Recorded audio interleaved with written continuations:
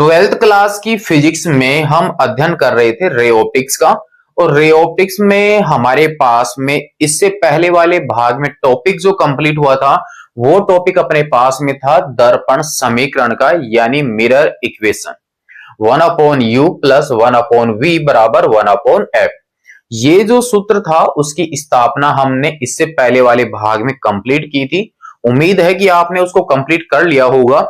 अब हमारे पास उसी टॉपिक के आगे का भाग आज हम कंप्लीट करने वाले हैं, यानी लीनियर मैग्निफिकेशन, यानी रेखीय आवर्धन। छोटा सा टॉपिक है जो कि इसके जस्ट बाद में आपका कंप्लीट होता है, या हम ये कहें कि जो टॉपिक आपका इससे पहले वाले भाग में कंप्लीट हुआ है उसी टॉपिक से आगे आपका ये टॉपिक होने वाला है। तो नोट कर लीजिए आज का आप टॉपिक जो कि अपने पास में रहने वाला है रेखीय आवर्धन। रेखीय आवर्धन यानी लीनियर मैग्निफिकेशन, ये आज का अपना टॉपिक रहने वाला है। स्मॉल m से हम इसको दर्शाते हैं। हमारे पास चैप्टर नंबर 1 जो था जिसमें अपने पास में प्रावैद्युतांक यानी आपेक्षिक विद्युतशीलता का टॉपिक अपने पास में था, और जिसके द्वारा हम निर्वात और माध्यम में बलों का कंपेयर करते थे कि माध्यम में बल ज्यादा होता है या निर्वात में। उसी प्रकार से हमारे पास आज का जो टॉपिक है लीनियर मैग्निफिकेशन वाला, इसके द्वारा भी हम यहां पर दो राशियों का कंपेयर करते हैं, उनकी तुलना करते हैं कि इन दोनों राशियों में कौन सी राशि छोटी है, कौन सी बड़ी है, या दोनों आपस में बराबर हैं। तो हमारे पास फिर कौन सी दो राशियों का हम यहां पर कंपेयर करने वाले हैं, तो हमारे पास यहां जो टॉपिक है वो अपने पास में है बिंब की दूरी, प्रतिबिंब की दूरी, बिंब की ऊंचाई, प्रतिबिंब की ऊंचाई। तो यहां पर एक तो कंपेयर अपने पास में हो जाता है बिंब और प्रतिबिंब की ऊंचाइयों का या उनके साइज का। दूसरा कंपेयर अपने पास में हो जाता है बिंब तथा प्रतिबिंब की दूरियों का, कि किसकी दूरी ज्यादा होगी और किसकी दूरी कम होगी। तो परिभाषा अपने पास में आ जाती है कि किसी भी दर्पण के लिए प्रतिबिंब के साइज और बिंब के साइज का जो अनुपात होता है उसे ही हम उस मिरर का रेखीय आवर्धन कहते हैं। एक टॉपिक अपने पास कोणीय आवर्धन का भी आने वाला है जो कि अपने पास माइक्रोस्कोप और टेलीस्कोप में आएगा। वहां पर एंगल के द्वारा मापन होता है, या हम ये कहें कि एंगल के द्वारा वहां पर कंपेयर किया जाएगा वो ही प्रतिबिंब और बिंब का, तो इसलिए उसको कोणीय आवर्धन कहा जाएगा। अपने पास यहां पर लाइन से रिलेटेड है बिंब की दूरी, प्रतिबिंब की दूरी, बिंब की ऊंचाई, प्रतिबिंब की ऊंचाई से रिलेटेड है, इसलिए अपने पास इसको बोला जाता है रेखीय आवर्धन या रेखिक आवर्धन, लीनियर मैग्निफिकेशन। तो परिभाषा नोट कर लीजिए आप यहां पर। इसके अनुसार क्या हुआ, किसी दर्पण के लिए प्रतिबिंब की ऊंचाई तथा बिंब की ऊंचाई के अनुपात को उस दर्पण का रेखीय आवर्धन, या आप इसको सिर्फ आवर्धन भी कह सकते हैं, रेखीय आवर्धन कहते हैं। ये लीजिए अपने पास में लीनियर मैग्निफिकेशन की परिभाषा कंप्लीट हो जाती है। तो हमारे पास किसका कंपेयर कर रहे हैं हम, प्रतिबिंब की हाइट और बिंब की हाइट का, या प्रतिबिंब की साइज और बिंब की साइज का। तो m से इसको हम दर्शाते हैं, तो m बराबर फॉर्मूला अपने पास में आ जाता है। हम यहां पर इसकी प्रतिबिंब का साइज भी लिख सकते हैं, अपने न्यूमेरिकल में काफी सारे साइज ही लिखा हुआ है ऊंचाई की जगह। तो प्रतिबिंब का साइज और अपॉन में आ जाता है बिंब का साइज, ये इसका फॉर्मूला आ जाता है। प्रतिबिंब के साइज को हमने h डैश मान रखा है और बिंब के साइज को हम h मान चुके हैं, तो अपने पास यहां पर m का फॉर्मूला निकल कर आ जाता है h डैश बटा h। इसको मैं दे देता हूं समीकरण नंबर 1। उम्मीद है कि आपको ये परिभाषा समझ में आ चुकी होगी कि प्रतिबिंब और बिंब के साइज की तुलना करना कि किसका मान ज्यादा होगा किसका मान कम होगा, तो इसके लिए हम m का उपयोग करते हैं और ये इसके अनुपात से हम निकाल सकते हैं। तो हमने इससे पहले वाले भाग में दर्पण समीकरण की उत्पत्ति के लिए अवतल दर्पण का यूज करके प्रतिबिंब का निर्माण किया था। यहां पर हम उसको एक बार पुनः रिपीट कर लेते हैं। ये अपने पास अवतल दर्पण, ये इसका पोल, यहां पर F और यहां पर C, और हमने यहां पर बिंब को लिया था। यहां से एक रे गई थी आपके मुख्य अक्ष के समांतर, बिंब अपने पास में A और B, इसकी साइज H। यहां से अपने पास जब ये मुख्य अक्ष के समांतर जाती है किरण तो फोकस से गुजरती है, ये हमें पता है, तो हम यहां से इसको फोकस से गुजार देते हैं। ये इसका हो गया F और ये हो गया इसका C, ये हो गई परावर्तित किरण। एक रे हमने यहां पर पोल पर भेजी थी, ये आपतित, और यहां से ये गुजरेगी, ये हो गई परावर्तित। प्रतिबिंब इसका बनता है कहां पर, आपके F और C के मध्य, F और C के मध्य प्रतिबिंब बनता है A डैश और B डैश। यहां पर A डैश और B डैश का जो साइज है वो अपने पास में है H डैश। यहां पर अपने पास में ये जो बिंदु था M था, और ये आपके पास एक तरह से स्ट्रेट लाइन हो जाती है छोटे द्वारक के लिए, क्योंकि हम इसको छोटा लेते हैं तो एक तरह से स्ट्रेट ही रहेगा। हमने यहाँ पर थोड़ा बड़ा करके इसको दिखाया हुआ है ताकि आपका डायग्राम जो है आपको साफ साफ दिखाई दे। यहां पर हमने जब इसको हल किया था तो अपने पास दो ट्राइंगल हमने काम में लिए थे, और वो दो ट्राइंगल थे अपने पास में A dash B dash P और A B P। ये दोनों क्या थे, समरूप त्रिभुज थे। तो यहां से हम जानते हैं कि चौकी त्रिभुज A dash B dash P व त्रिभुज A B P समरूप है। क्यों है, कैसे है, इससे पहले वाले भाग में हमने कंप्लीट कर लिया था।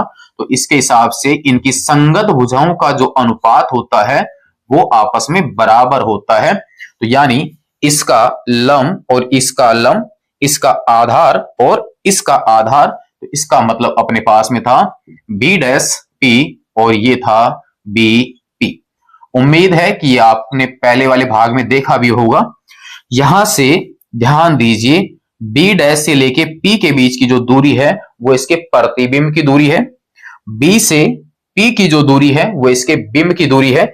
यानी आपतित किरण की विपरीत दिशा में है तो साइन इनके नेगेटिव आने हैं, और मुख्य अक्ष के ऊपर की ओर प्लस में और मुख्य अक्ष के नीचे की ओर जो मापन है वो कंप्लीट माइनस में। तो इसके हिसाब से अपने पास यहां पर A डैश B डैश जिन परिपाटी का यूज कर रहे हैं तो ये आपके पास नीचे की ओर है, इसका मतलब ये माइनस का H।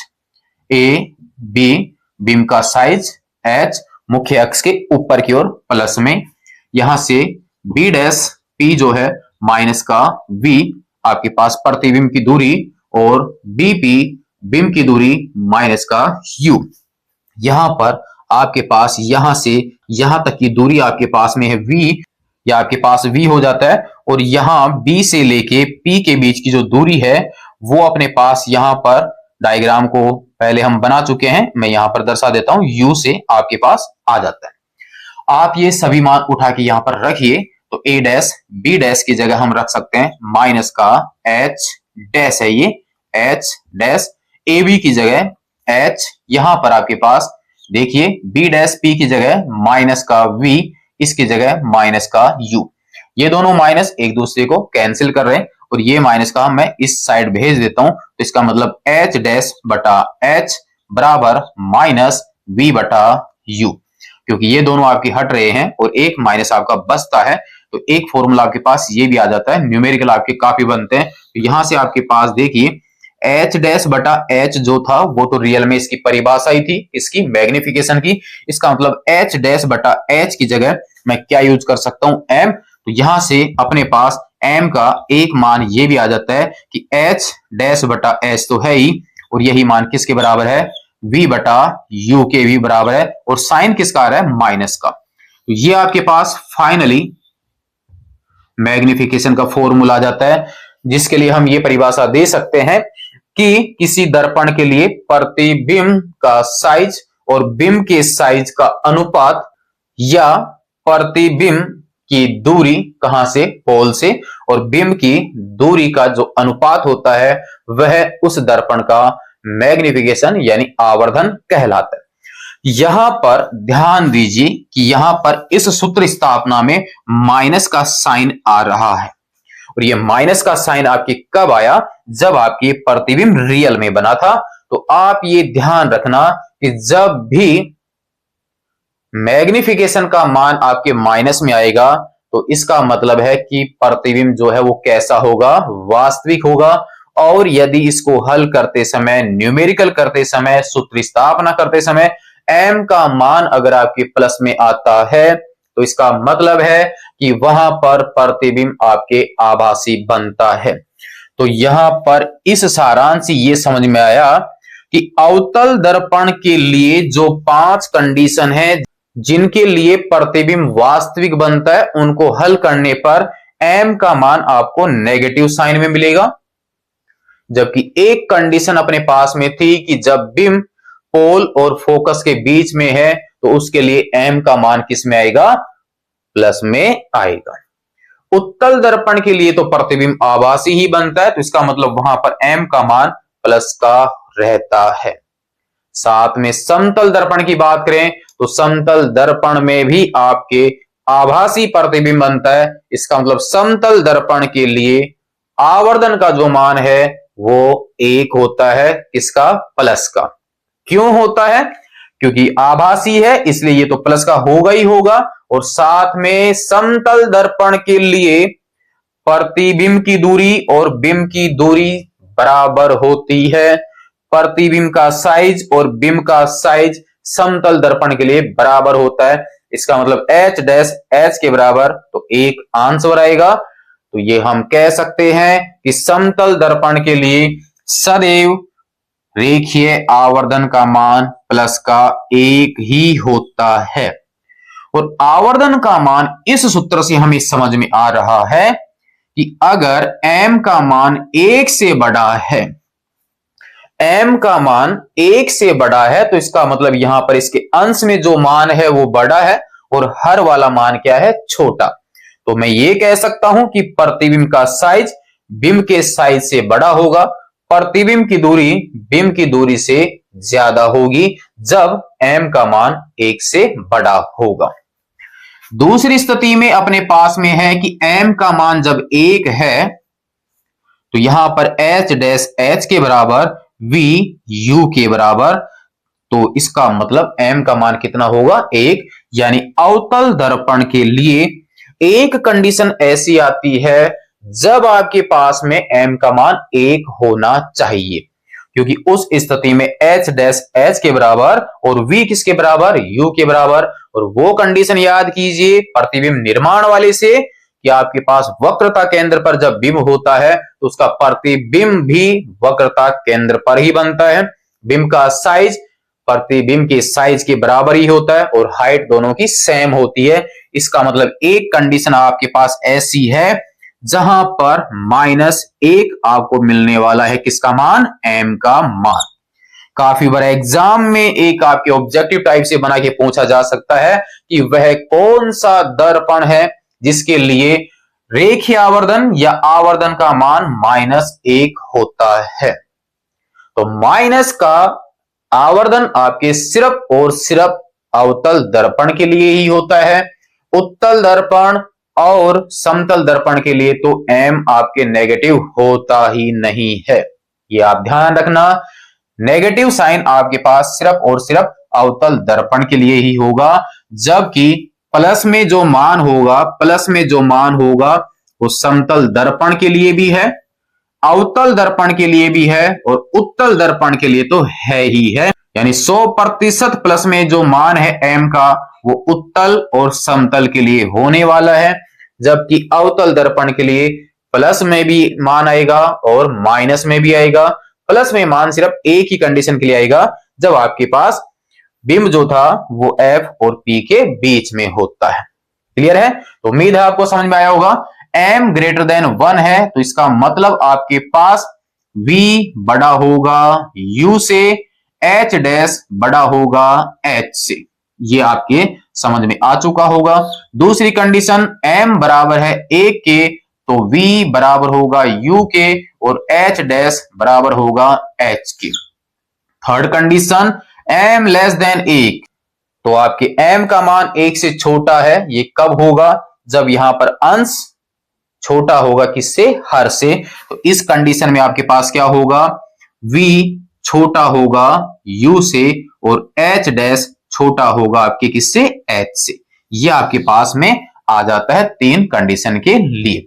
और आपको क्लियर हुआ होगा m का मान अगर माइनस में है तो इसका मतलब आपके पास जो प्रतिबिंब है वो कैसा होगा? वास्तविक होगा। और m का मान अगर आपके प्लस में है यानी पॉजिटिव है तो आपके पास में प्रतिबिंब कैसा होगा? आभासी होगा। आप इसको सही लैंग्वेज में लिख लेना। तो उम्मीद है कि आपको मैग्निफिकेशन वाला टॉपिक क्लियर हुआ होगा।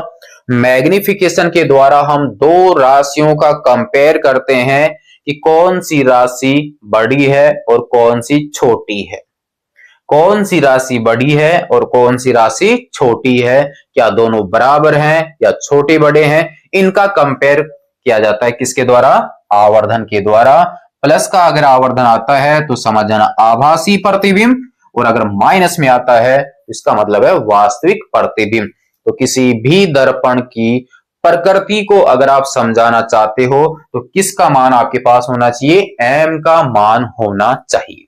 देखिए m बराबर अगर यहां पर लिखा हुआ है प्लस का 3, मात्रकहीन होगा क्योंकि ये समान भौतिक राशियों का अनुपात है। यहां से आपके पास दूरियां, ये दूरी, ऊंचाइयां और ये आपकी ऊंचाई, तो आपके पास मात्रकहीन होगा। ये तो सिर्फ ये बताता है इतना गुना बड़ा है इतना गुना छोटा। ये आपके पास m का मान प्लस का 3 है तो इसका मतलब है कि आपके प्रतिबिंब का साइज बिंब के साइज से 3 गुना है। देखिए m का मान 3 है, h को आप इधर भेजिए तो इसका मतलब 3h बराबर h डैश। प्रतिबिंब का साइज बिंब के साइज से 3 गुना होगा। अगर मान लीजिए मिरर के सामने ये मार्कर 5 सेंटीमीटर का है और m का मान उस मिरर के लिए 3 है तो इसका प्रतिबिंब जो है ना वो 15 सेंटीमीटर का होगा। अगर आपकी बिंब जो है वो 5 सेंटीमीटर दूर है मिरर से तो उसका प्रतिबिंब जो है वो मिरर के पोल से 15 सेंटीमीटर दूर होगा, क्योंकि कितना गुना मान ज्यादा आएगा? 3 गुना ज्यादा होगा। ये आपके समझ में आया होगा। प्लस लिखा हुआ है तो इसका मतलब ये है कि वहां आभासी प्रतिबिंब होगा, माइनस लिखा हुआ है इसका मतलब वास्तविक प्रतिबिंब है। यहां तक किसी को कोई समस्या हो तो आप कमेंट्स में पूछ सकते हो। तो ये आपके पास में रेखीय आवर्धन वाला जो टॉपिक था मिरर्स से रिलेटेड वो आपका कंप्लीट हो जाता है। आवर्धन वाला जो टॉपिक है वो आपके पास लेंस के लिए भी है, उसे हम लेंस वाले टॉपिक में कंप्लीट करेंगे। फिलहाल कर लीजिए आप इसको नोट, और नेक्स्ट भाग में अब हम यहां पर देखेंगे प्रकाश की दूसरी घटना, प्रकाश का अपवर्तन यानी रिफ्रैक्शन ऑफ लाइट, उसको देखेंगे नेक्स्ट भाग में। तो नोट कीजिए आज का टॉपिक लीनियर मैग्निफिकेशन यानी रेखीय आवर्धन।